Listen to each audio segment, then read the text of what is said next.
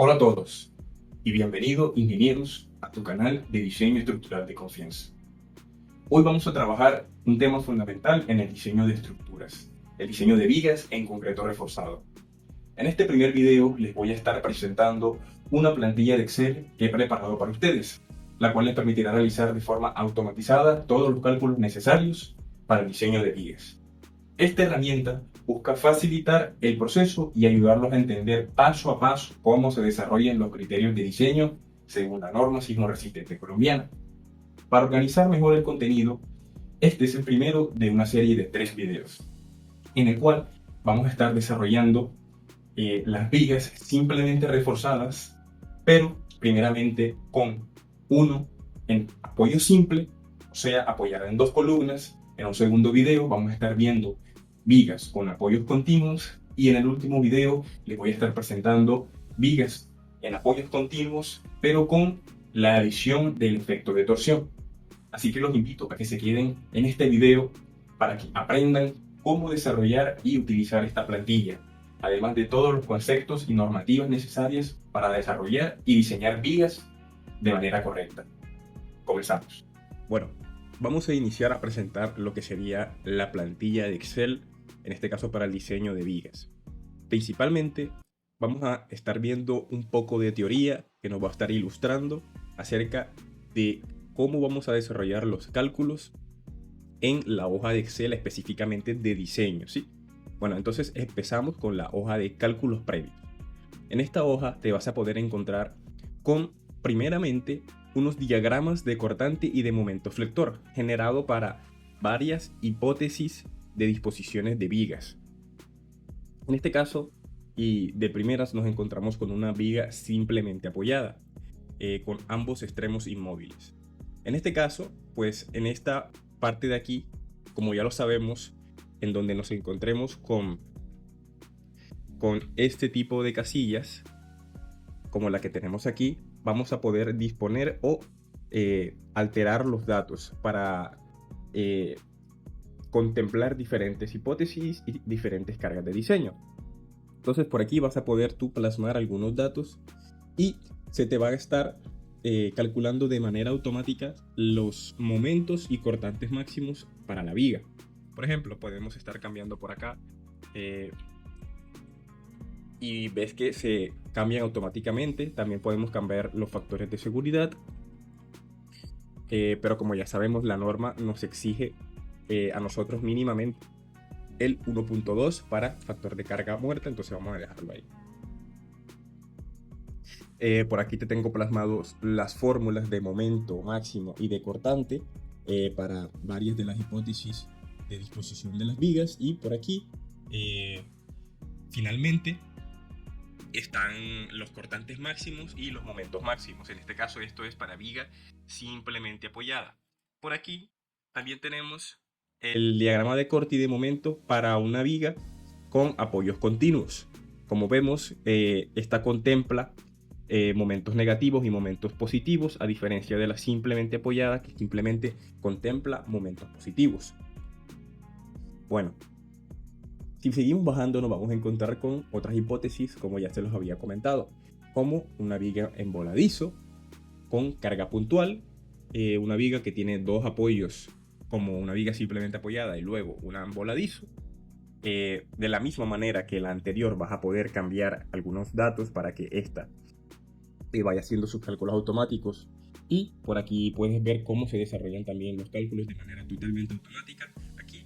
Y finalmente los diagramas para que tú simplemente puedas venir a observar y tener un poco de más entendimiento de cómo se desarrollan estos cálculos. Aquí una viga totalmente en voladizo, que a diferencia de la pasada, que era con apoyo puntual al final de la viga.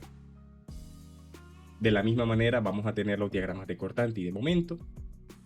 Y bueno, pasamos ahora a los peraltes efectivos, que como podrán estar viendo aquí, vamos a tener peraltes efectivos para diferentes disposición o diferentes configuraciones en el acero de refuerzo, en este caso a tensión, que es lo que vamos a estar diseñando primeramente.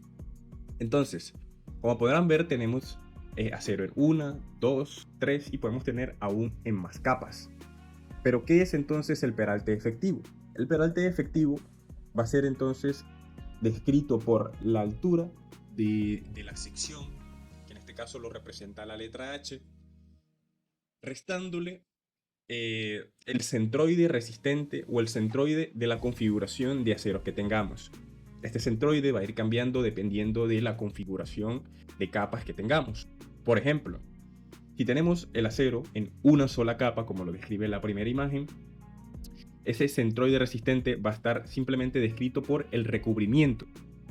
Va a estar, el recubrimiento efectivo va a ser igual al centroide de esta configuración de aceros. Si vamos a el acero en dos capas, entonces el recubrimiento ya no va a ser igual al centroide de la configuración de estos aceros.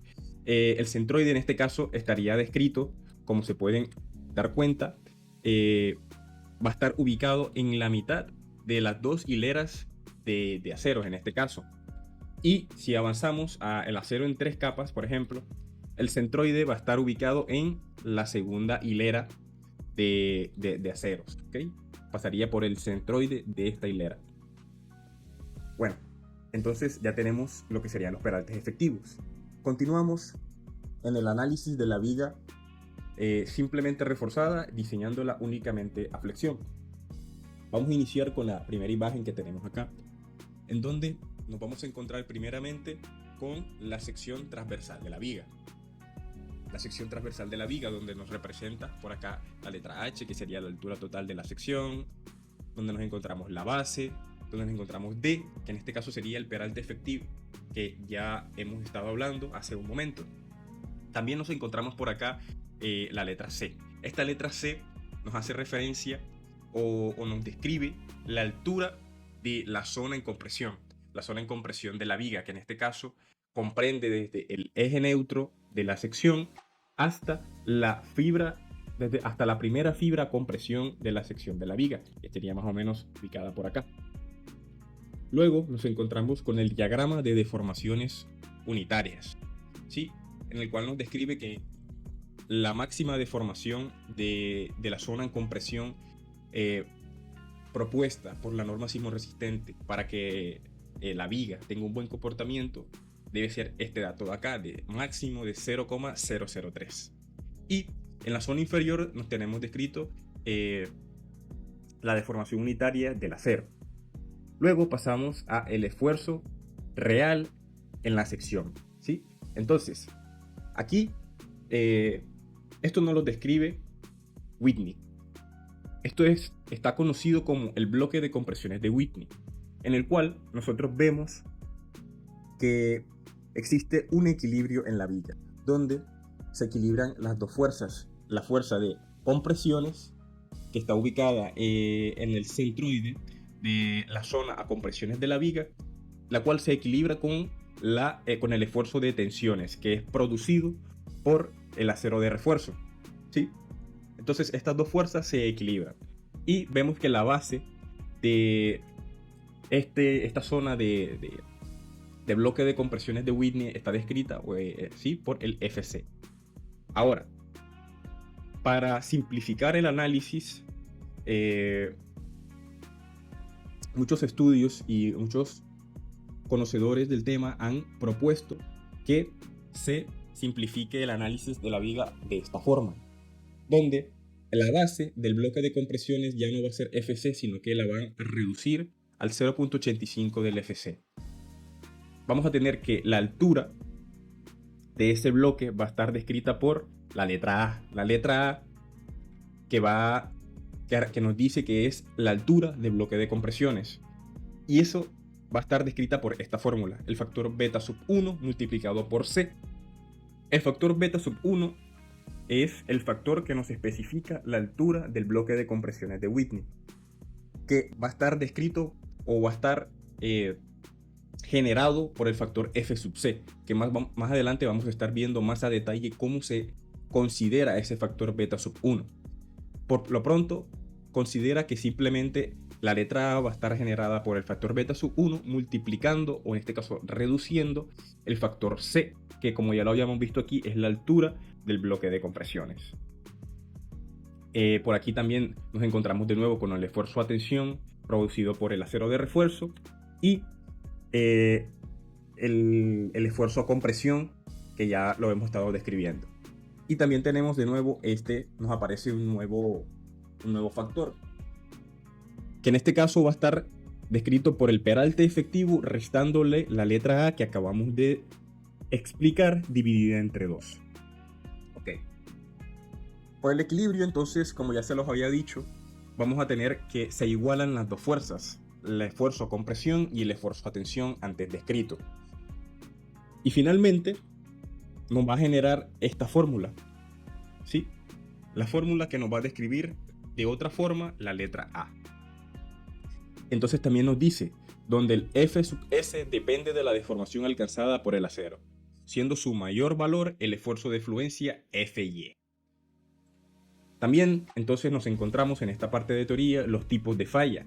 Tenemos la falla dúctil, que es cuando el acero en tracción o en tensión en este caso ha llegado primero a su estado de fluencias antes que el concreto inicie su aplastamiento. Tenemos la falla balanceada, que es cuando simultáneamente se inicia la fluencia del acero y el aplastamiento del concreto. Y la falla frágil, que cuando primero se inicia el aplastamiento del concreto antes que inicie la fluencia del acero. Nosotros vamos a procurar diseñar en los dos primeros tipos de falla, en la dúctil y la balanceada. ¿Por qué? Porque si nuestra estructura llega a fallar de manera frágil, muy probablemente no nos dé aviso y muy probablemente cobre vidas humanas y vamos a tener implicaciones que no queremos en este caso. Luego vamos a pasar al análisis por falla balanceada de la viga simplemente reforzada, teniendo en cuenta el diseño únicamente a flexión. Entonces, vamos a analizar primeramente el diagrama que tenemos acá, y de este diagrama se van a desprender todas las fórmulas que tenemos aquí presentes. Entonces, tenemos el CB, que de nuevo nos describe la altura del eje neutro a la fibra a compresión que tenemos en la parte superior. Y el E sub Y, que es la deformación unitaria de la fluencia del acero, como ya lo habíamos dicho. Entonces, se produce la relación de C sub B entre B, que es el peralte efectivo, como ya lo habíamos analizado anteriormente. De esa relación surge esta fórmula de acá. Por consiguiente, conocemos el valor del módulo de elasticidad del acero, que es de 2 por 10 elevado a la 6, que es el valor típico del acero de refuerzo que utilizamos generalmente en la construcción, con un Fy de 4200 kg/cm². Entonces, si reemplazamos, tenemos que el C sub B va a estar descrito por esta ecuación de acá, ¿sí? Y haciendo el equilibrio del esfuerzo a compresión y de tensión, como ya lo habíamos analizado antes, el área de acero va a estar descrito por esta ecuación de acá. De igual manera, tenemos el acero balanceado, que va a ser el área de acero balanceado, que ya antes analizamos qué es la falla balanceada. Entonces, este acero balanceado va a ser el diseño de acero para que se produzca una falla balanceada en caso de que falle la estructura. Y de igual manera, la cuantía balanceada, que sabemos que la cuantía es cantidad de acero por área de concreto. Entonces, una serviría para hallar la otra, la cuantía al área. Pasamos entonces al análisis por falla dúctil de la viga simplemente reforzada. Listo. Partimos entonces también de la base de que estas expresiones ya las conocemos muy bien, hemos estado explicando de dónde salen. Pero aquí apareció una nueva expresión, momentos. Tomamos momentos respecto a un eje que pasa por el centroide del acero. Sabemos que el centroide del acero es el centro en este caso, como tenemos una sola capa de esta fila de acero en tensión. Y vamos a saber que el momento nominal va a estar descrito por el área de acero por el Fy. ¿Por qué? Porque esto nos describe el esfuerzo a tensión multiplicado por una distancia. Recordemos que momento es esfuerzo por distancia, y la distancia va a ser en este caso esta de aquí, que ya también describimos de donde sale inicialmente. El momento último va a ser esta expresión que ya tenemos arriba, multiplicándola por el factor en este caso, de reducción de resistencias, el phi, que para evaluación de momentos o esfuerzos a flexión, la norma nos describe que es 0,90. Entonces, el área de acero va a estar descrita por esta expresión de aquí. Y el cálculo de acero por iteraciones lo vamos a hacer con estas fórmulas de acá. Y la fórmula general para el cálculo del acero va a estar descrita por esta, lo cual es una fórmula cuadrática, y vamos a estar utilizando esta relación de aquí, que es muy bien conocida por todos, para despejar esta fórmula y estar hallando los valores de W, que más adelante lo voy a estar explicando más detalladamente cómo encontramos estos valores. Finalmente tenemos el resumen del análisis de las vigas, donde vemos cuáles son las cuantías mínimas, balanceadas, cuantías máximas y las cuantías de diseño. Y finalmente tenemos las zonas de diseño en vigas continuas, que como podemos estar viendo, vamos a estar diseñando el área de acero dependiendo a los momentos máximos que tengamos en esa zona, que como sabemos, en la zona izquierda y en la zona derecha los momentos máximos van a ser los momentos negativos que vamos a encontrar cercano a los apoyos, y en la zona central el momento a diseñar va a ser el momento positivo. Entonces este momento va a ser diseñado en la zona inferior y los otros en la zona superior. Bien, vamos a iniciar con el diseño de vigas en concreto reforzado con apoyo simple, apoyado en dos columnas, en este caso muy comúnmente son columnas. Entonces vamos a pasar primeramente con los datos de entrada. Recordemos que las celdas demarcadas con este color, como aquí arriba aparece, son las casillas que se van a modificar y son necesarias para que el resto de cálculos se ejecuten de manera totalmente automática en la plantilla. Vamos a introducir el momento flexionante de diseño positivo. Recordemos que estamos en la hipótesis de diseño de apoyo simple, es decir, que simplemente se produce momento positivo, no hay momentos negativos en esta hipótesis de diseño. Entonces, vamos a considerar un momento de positivo de diseño de 20.1 toneladas metro. El cortante de diseño extremo lo vamos a considerar de 27.18 toneladas. Entonces, pasamos a la sección de geometría. Vamos a estar considerando un ancho de la sección de la viga de 30 centímetros. En este caso debemos plasmar los datos en metros, 0.30 metros. Vamos a pasar entonces a establecer el largo y el ancho del elemento columna que vamos a estar considerando en el diseño de la sección, que en este caso van a ser 50 por 40 centímetros. Vamos a establecerlos. Lo siento, pido perdón acá, pero tengo problemas con mi teclado y es un poco difícil estar introduciendo los datos, pero adelante. Ahora, el alto de la sección de la viga, vamos a estar considerándola de 60 centímetros. Esto es el peralte, la H. Y la luz libre del elemento que vamos a estar considerando es de 7.2 metros. Y como se pueden estar dando cuenta, entonces se nos dibuja de manera automática el diagrama de momento flector en la viga. ¿Sí? Para tener simplemente un mejor entendimiento de lo que vamos a estar haciendo, ¿sí? Para que lo tengan en cuenta. Ahora, vamos a pasar a establecer los datos de los materiales. En este caso, iniciamos con los datos del concreto. La resistencia especificada del concreto a la compresión la vamos a estar teniendo de 210 kilogramos centímetro cuadrado. Vemos que de una vez se calcula el módulo de elasticidad de concreto. ¿Por qué? Porque la norma sismo resistente nos da unos parámetros para que tengamos valores típicos siempre en cuanto a esta relación, ¿sí? Aquí tienen el capítulo de la norma para que si tienen dudas se remitan allá y puedan estar analizándolo de una mejor manera. La deformación unitaria máxima del concreto a la compresión, como ya antes se los había estado mencionando, la norma nos sugiere que como máximo esta sea de 0,003. Bueno, me faltó aquí mencionar que para estructuras con capacidad de disipación de energía moderada y especial, la resistencia específica de la concreción del concreto debe ser como mínimo 21 megapascales o 210 kilogramos centímetros cuadrados, para garantizar condiciones mínimas de durabilidad. Ok, Ahora por acá vamos a estar poniendo el tamaño máximo de los agregados. Esto va a depender específicamente de lo que vayas a tener a disposición según tus proveedores en tu obra. En este caso vamos a pedir tamaño máximo del agregado de media. Puede ser 3/8 o el que tengas a disposición. Ahora, vamos a considerar la agrupación de barras o paquetes, que aquí la norma nos describe qué es un paquete, que son barras dispuestas paralelas para trabajar como una unidad, y estas deben limitarse a como máximo 4.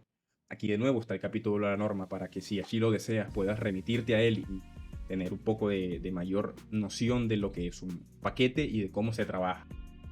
El esfuerzo especificado de la fluencia del acero de refuerzo. Sabemos que trabajamos con un valor típico de 4.200 kilogramos centímetros cuadrados.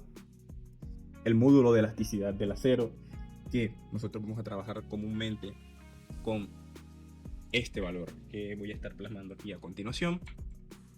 Y vamos entonces a plasmar el diámetro de la barra longitudinal más gruesa con la que vamos a estar trabajando. En este caso vamos a plasmar una barra de pulgada. Y por aquí vamos a estar entonces estableciendo a continuación los estribos, que comúnmente se utilizan estribos 3/8 para barras longitudinales inferiores a 1 pulgada y 1/4, y de media para superiores a esta. Y en zonas con riesgo de amenaza sísmico muy baja o baja, se permiten utilizar hasta estribos de 1/4 en columnas que soporten menos de 2 pisos. Entonces, vamos a estar estableciendo por acá que vamos a estar necesitando, 3/8, como ya lo había mencionado. Seleccionamos por aquí y listo. Ahora, el espaciamiento libre mínimo entre barras de acero. Por aquí la norma también nos da una recomendación de que sea mínimamente 1 pulgada.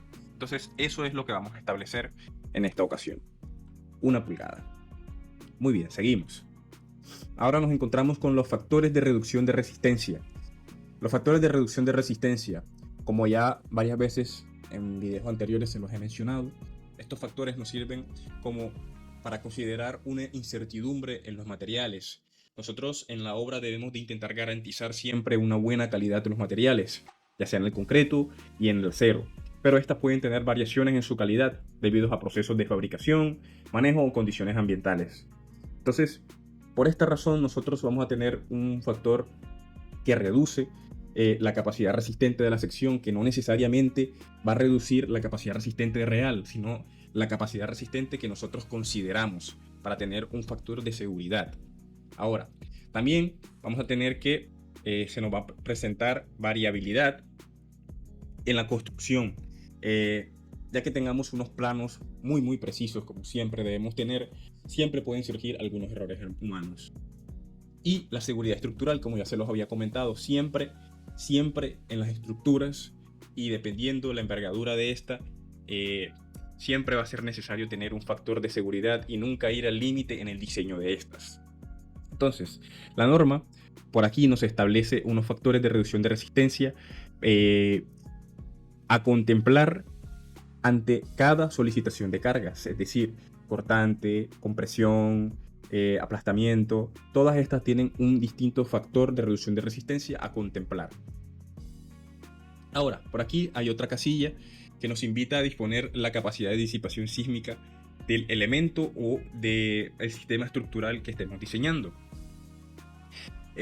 Podemos seleccionar las tres que nos permite o que nos establece la norma sismo resistente colombiana, que puede ser DMI, DMO o DES. Según cada elección de estas, te van a estar generando ciertos requisitos y ciertos comentarios, que vamos a hacer un ejercicio para que ustedes vean cómo aplicaría este. Se van generando distintos comentarios o requisitos según qué disipación consideremos, ¿sí? Entonces, vamos a considerar disipación moderada de energía en este caso. Y seguimos. Verificación de recubrimiento del acero de refuerzo. Y aquí tenemos una primera consideración, que es que el recubrimiento debe ser mínimamente 1.25 veces el tamaño máximo del agregado. En este caso sería el cálculo 1.59. Recordemos que ya esto se empieza a ejecutar de manera automática. Y para el refuerzo longitudinal, ¿sí?, debe ser si tenemos paquetes o no tenemos paquetes, vamos a considerar una vez el diámetro de la barra o 1.5 veces el diámetro de la barra. Esto también se hace de manera totalmente automática y recordemos que la norma también nos exige unos recubrimientos mínimos que, como pueden ver, por aquí tenemos que para vigas, en este caso, va a ser mínimamente 40 milímetros o 4 centímetros. Ok. Pasamos a la sección entonces de peralte efectivo. Recordemos que en los cálculos previos que vimos al inicio del video, ya le estábamos describiendo cómo van a ser los cálculos de los peraltes efectivos dependiendo de la disposición o configuración de aceros que tengamos. Entonces aquí se calcula automáticamente para todas las disposiciones que puedan existir, pero nosotros más adelante vamos a estar eligiendo cuál es la configuración de peralte efectivo que vamos a estar necesitando para el diseño de nuestra viga en este caso. Bueno, pasamos a los requisitos geométricos sísmicos. Bueno, como se los mencionaba, dependiendo de la capacidad de disipación sísmica que tenemos en el elemento, vamos a estar teniendo que rendirle cuentas a estos requisitos. Si diseñamos en disipación mínima, la norma no nos exige nada. Pero si ya nos pasamos a disipación moderada o disipación especial, la norma nos empieza a dar algunas exigencias. Entonces, como estamos diseñando en disipación moderada, en este caso simplemente aplicaría esta relación de aquí, ¿sí? Por aquí en cada una están los capítulos de la norma donde existen estas exigencias para que ustedes puedan dirigirse hacia allá y observar que esto es de esta manera. Y por aquí en los comentarios y recomendaciones también hay algunas que ustedes pueden estar observando y leyendo para que puedan diseñar de una manera más precisa esta viga, ¿sí? Bueno, pasamos entonces al diseño por flexión. Principalmente entramos entonces en algunos cálculos previos. Iniciamos con el factor que especifica la profundidad del bloque equivalente de fuerzas a compresión, el beta sub 1, que como bien deben recordar, este es un factor que dije que iba a estar explicando cómo se genera y cómo se considera. Primeramente, aquí está el capítulo de la norma que nos dice cómo debe ser calculado este factor dependiendo el esfuerzo de compresión o el F sub C que nosotros tengamos considerados en este diseño. Vemos que para concretos de menores o iguales a 280 kilogramos centímetro cuadrado consideraremos 0,85. Y para mayores vamos a considerar esta relación de aquí, que va a estar variando en relación de 0,05 hasta como máximo 0,65. Va a ser este factor. Esto se calcula de manera totalmente automática teniendo en consideración el FC que plasmemos al principio.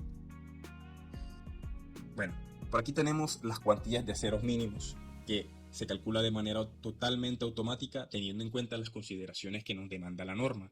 Tenemos cuantías por acá mínimas, cuantías balanceadas, que aquí están las fórmulas de cómo se calcula, y las cuantías máximas de diseño también. Por aquí la cuantía máxima la tenemos.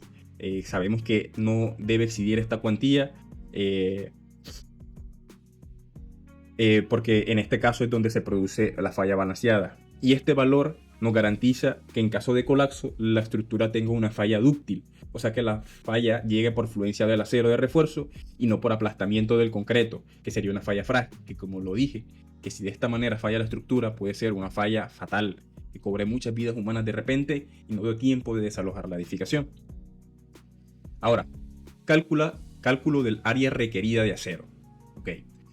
Bueno, nosotros primeramente vamos a estar considerando el área de acero en una sola capa. Podemos considerarlo en 1, 2 o 3 capas, como bien se los estaba demostrando por acá, e incluso más si así no lo demanda el diseño, pero generalmente con 3 capas suele ser suficiente. Bueno, al seleccionar la capa se va a estar variando los peraltes efectivos seleccionados y efectivamente las áreas de acero que vamos a estar considerando.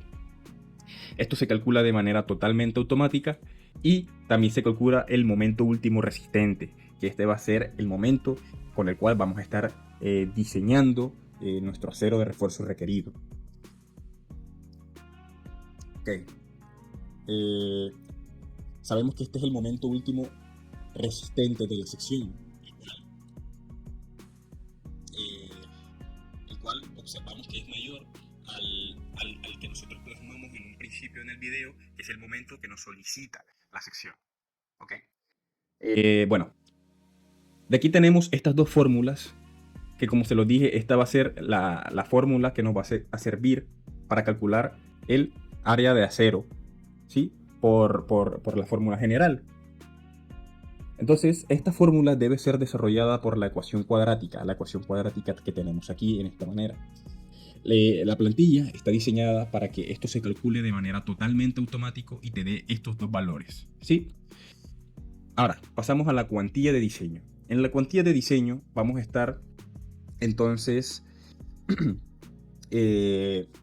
considerando esta W como la mínima de estas dos, multiplicada por la relación que existe entre el F sub C y el F sub Y, tal y cual como nos lo describe acá. Eso nos da nuestra cuantía de diseño. Y de manera muy rápida, también sabemos que el área de acero de diseño va a estar descrita por la máxima entre la cuantía mínima y la cuantía de diseño que aquí tenemos, ¿sí? La máxima entre estas dos cuantías y la cuantía que tenemos acá, multiplicado por la sección de la viga, ¿sí? Por el peralte efectivo y su base. Esto nos genera un área de acero requerido. Entonces esta área sabemos que va a estar descrita por los centímetros cuadrados, el área de acero que vamos a estar necesitando, ¿sí? Okay. Entonces pasamos a la máxima cantidad de varillas a considerar en un ancho efectivo de la sección, el BW, ¿sí? Entonces esto se calcula de manera totalmente automática, ¿sí? El número máximo de barras por esta ecuación que tenemos acá.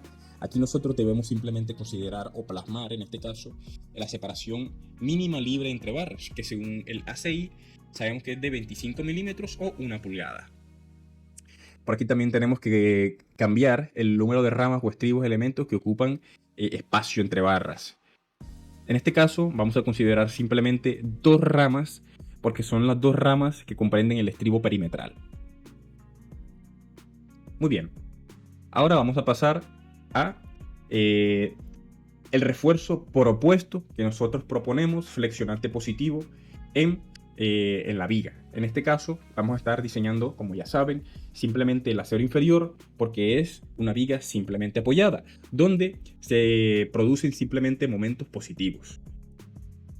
En esta zona, en esta columna, debemos de plasmar las alturas donde va a estar por opuesto el acero de refuerzo. Generalmente tenemos esta altura que va a ser la zona de compresión, ¿sí? El acero que va a estar en la zona de compresión. Que este no es el acero que nosotros realmente diseñamos, simplemente es el acero constructivo que debe ser propuesto en la viga para que en la obra constructivamente se pueda plasmar el estribo y de igual manera construir bien la viga. Aquí simplemente vamos a plasmar dos barras, en este caso de 1 pulgada, ¿ok? Este acero es un acero a compresión, no es el acero que nos va a estar resistiendo el momento flexionante positivo que consideramos al inicio aquí. Y aquí también tenemos una propuesta de la altura más común del acero, que sí va a ser el acero resistente del momento positivo, como ya se los había dicho. Entonces por aquí vamos a estar proponiendo dos barras de 1 pulgada y una barra de 3/4. Esto va a ser suficiente, como ya se van a estar dando cuenta, para cumplir con esta verificación. También sabemos y nos damos cuenta que aquí tenemos 3 barras. Estas 3 barras van a ser o van a estar dentro del rango que aquí nos dice como máxima cantidad de varillas a considerar, que son 4. Aquí tenemos 3. Como pueden ver, aquí también se nos dibuja de manera totalmente automática la sección de la viga. Y se nos muestra el esfuerzo a tensión y el momento que produce este esfuerzo que nos lo da la barra. Entonces, tenemos 13 centímetros cuadrados, que va a ser mayor que el acero de diseño que nosotros planeamos aquí y menor que el área de acero máximo, que también se calcula aquí de manera totalmente automática. Ahora pasamos al diseño por cortante. Tenemos el diagrama de fuerza cortante para el diseño de la viga. Este diagrama también se dibuja de manera totalmente automática para que no te tengas que preocupar por esto. Simplemente ya lo tienes de manera totalmente ilustrativa y listo para utilizar. El cortante último máximo de diseño es el que nosotros plasmamos al inicio del video. Y por aquí entonces se nos hacen unos cálculos totalmente automáticos, donde tenemos el peralte efectivo de la viga, la resistencia del concreto al cortante, que se calcula de esta manera, la distancia a la cara del apoyo hasta la resistencia del concreto, que se calcula de esta manera, la cortante a la distancia del apoyo, la distancia a la cara del apoyo, el corte que debe ser resistido por el acero y la resistencia al cortante máxima del acero. Todos estos datos nos sirven para que este diagrama se nos dibuje de manera totalmente automática, ¿sí? Y observamos entonces que el cortante que debe ser resistido por el acero es inferior a la resistencia cortante máxima del acero, por lo que entonces esta relación nos cumpliría y estaríamos ok en el diseño a cortante.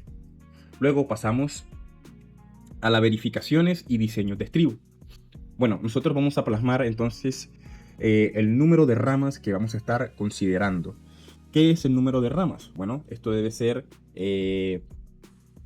esto ya debe ser muy bien conocido por ustedes. El número de ramas para un estribo, vamos a plasmarlo aquí. Este es el estribo perimetral, y el número de ramas entonces va a ser considerado ya sea en la dirección X o en la dirección Y. Considerémoslo primero en la dirección X, que tenemos aquí en este sentido. En la dirección X tenemos esta rama que va hacia aquí y esta rama que también va hacia acá. Tenemos dos ramas, ¿ok? Entonces eso es lo que vamos a plasmar.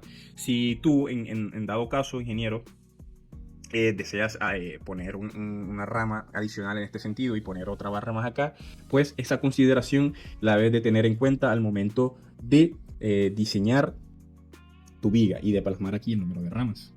Bueno, el ángulo de refuerzo transversal al cortante del eje de la pieza. Ok, en este caso es muy común que nosotros simplemente tengamos un ángulo de 90 grados, porque es lo que se produce. Es lo que se produce muy comúnmente, ¿sí? Un ángulo de 90 grados. Y la varilla del refuerzo transversal a utilizar, como ya nosotros lo habíamos plasmado en un inicio, son barras 3/8, ¿sí? Ahora, el diámetro del refuerzo o estribo a utilizar. Bueno, es simplemente el diámetro de la barra que aquí acabamos de plasmar aquí arriba. Y tenemos el área del refuerzo transversal comprendido a una distancia S. Esto es un cálculo que se ejecuta de manera totalmente automática teniendo en cuenta el estribo y el número de ramas, ¿ok? Si amplificamos el número de ramas, pues vamos a ver que esto cambia de manera totalmente automática. Ahora viene, separación para estribos verticales. En la separación para estribos verticales, pues la norma nos establece una relación que tiene en cuenta el área, tiene en cuenta la resistencia del concreto y tiene en cuenta el cortante que nosotros utilizamos, ¿sí? El cortante de diseño. Este que aparece por acá, el cortante que debe ser resistido por el acero, en este caso los estribos. Entonces, como ya nosotros sabemos qué cortante necesita resistir nuestra sección, pues simplemente necesitamos saber con qué separación va a ser resistido ese cortante. Y por medio de esta fórmula lo podemos obtener, que muy comúnmente va a ser de 17.4 centímetros. ¿Ok? Esto es un valor que hay que tener en mente.